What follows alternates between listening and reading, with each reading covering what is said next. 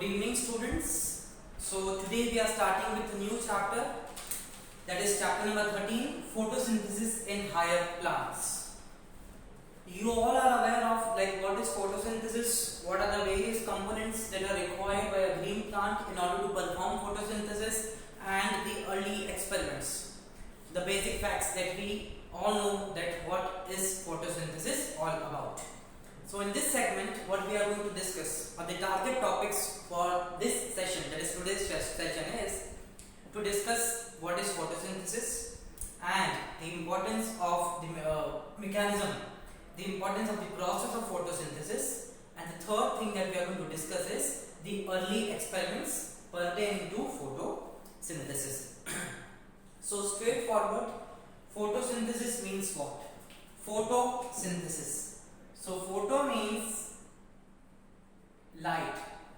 Synthesis means to prepare or to synthesize. To prepare or to synthesize. So photosynthesis means a process in which green plants utilizes light energy to synthesize organic compounds. And these organic compounds are nothing but glucose. This glucose is stored in the form of starch in case of plants.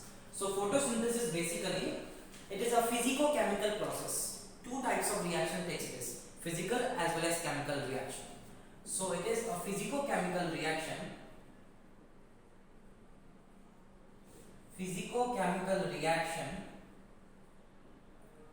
in which green plants utilizes light energy. Green plants utilizes light energy to synthesize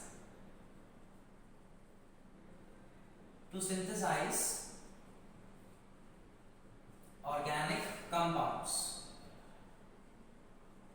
And we know these organic compounds are nothing but the glucose only. So organic compound is glucose, and this glucose is stored as a complex polysaccharide, that is what we call it as starch in case of plants. In case of animals, this glucose is stored in the muscles as well as liver cell, but the form is glycogen. So glucose is stored as a starch in case of plants, right? And in case of animals, the extra glucose is stored as glycogen. And where it is basically stored? In the liver and muscle cell. So in liver and muscle cells, glycogen, that is the storage form of glucose, right? Now, what is the importance of photosynthesis? The importance of photosynthesis is, there are two importance. It is the prime source of food on this earth. And the second importance is, it is responsible for the release of oxygen in the atmosphere, right? So what are the two importance of photosynthesis? First importance is, it is the prime source of food on this earth. So this process is a prime source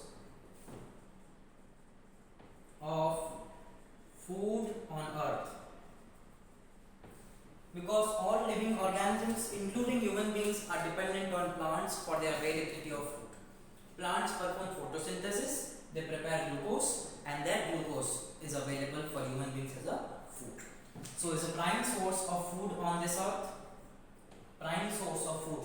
Who? Photosynthesis. And this is also responsible for release of oxygen in atmosphere. Right? Equation we know, 6CO2 plus 12H2O will give you C6H12O6 plus 6O2, that is oxygen is released, and other byproducts also. So this was all about the introductory part of photosynthesis. Now we will know, or we will discuss about the various experiments that was performed by different scientists regarding photosynthesis. So few simple experiments earlier was performed by various scientists, and based on their experiments it was proved that for photosynthesis we require minimum 3 compounds are the three things. The first and the foremost important thing is chlorophyll pigment.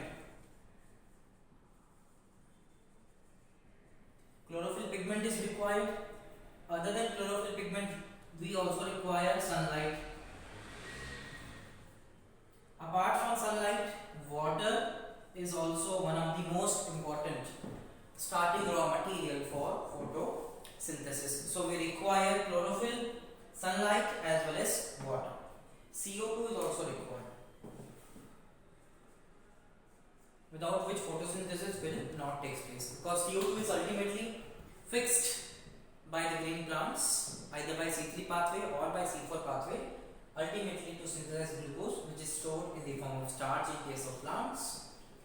When we eat this glucose, the additional glucose is present and it is stored in the form of glycogen in the liver as well as muscle cells. So let us start with the previous experiments that was performed, which shows that these things are required for photosynthesis to take place. So the first and the foremost important experiment that was performed is to detect the presence of starch in the leaves. So what was basically done is, the leaf was taken, right, variegated leaf, and the leaf was partly covered with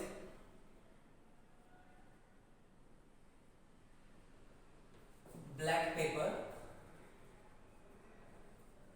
Dark black paper was there, and through which the leaf was covered. Only half of the leaf was covered, right? And what they have done is, another leaf was exposed to light. So in this experiment they have used two types of leaf sample. So A as well as B. Partly covered with black paper, one leaf, and leaf which was exposed to light. Let the experiment continue for approximately say 6 to 8 hours. Whatever photosynthesis will be performed in the presence of sunlight will be performed. If it is performed at a very high scale, then high concentration of the glucose will be synthesized. If the rate of photosynthesis is low, then the rate of glucose production will also low.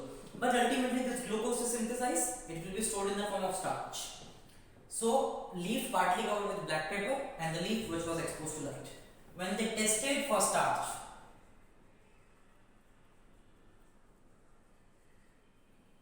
now how to test for starch?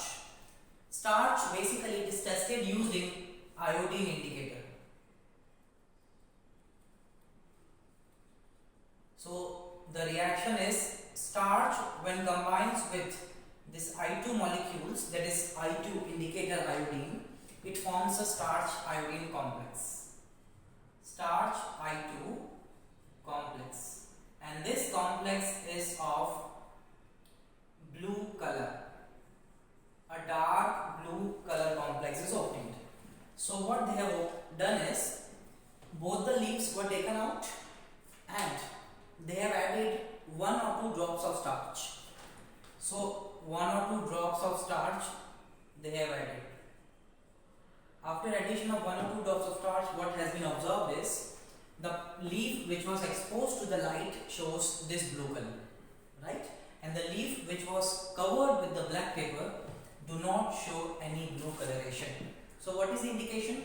That means sunlight is essential for photosynthesis to take place. Why? Because the leaf which was exposed to light, that is sunlight, shows the positive result for starch. So what was the conclusion? That sunlight is essential for photosynthesis, right? So this was the first experiment that was performed. The second experiment is called as half leaf experiment or the Mohl's experiment. Half leaf experiment, or basically it is also called as Mohl's experiment. In the half leaf experiment, what was basically done is, again the leaf was taken. Part of the leaf is exposed to air, that is light, and some part of the leaf is dipped in the test tube containing potassium hydroxide. So again A and B. So leaf exposed to light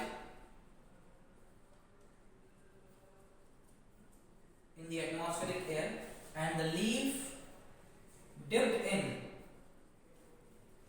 test tube containing potassium hydroxide KOH. What they have observed is, basically why we are using potassium hydroxide, because this KOH absorbs carbon dioxide. Again they have tested the starch iodine test. This test was performed again. So when they performed again, they found that the leaf which was dipped in the test tube,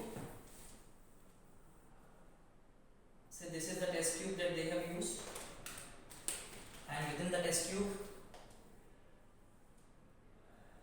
the leaf, let us say this part of the test tube is filled with potassium hydroxide and this part is exposed to air. So within this part only they found positive result, that is blue color complex was formed. So again, what is indication? That light is necessary. Apart from this, CO2 is also necessary for photosynthesis, because this KOH absorbs CO2. If this part of the KOH, this part of the leaf is dipped within the potassium hydroxide, it absorbs carbon dioxide. So CO2 is not free for photosynthesis. It is present, but it is not free. KOH has absorbed this photosynthesis, this carbon dioxide. So this indicates CO2 is essential for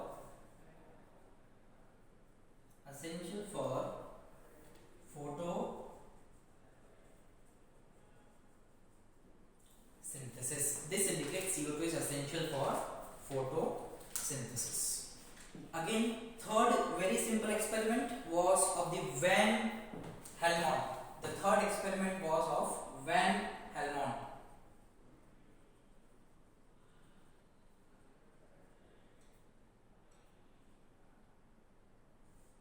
What he has concluded is that the food that is synthesized by the process of photosynthesis comes from water, not from soil. Right? So food comes from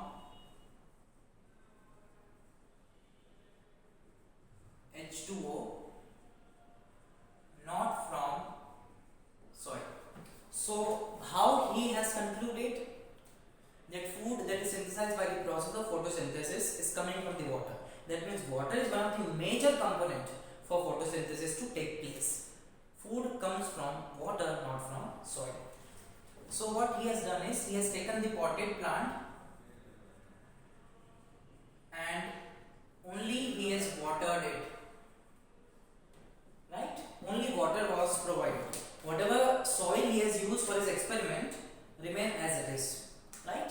So initially what he has done is, he has taken the potted plant and weighed it. He has weighted.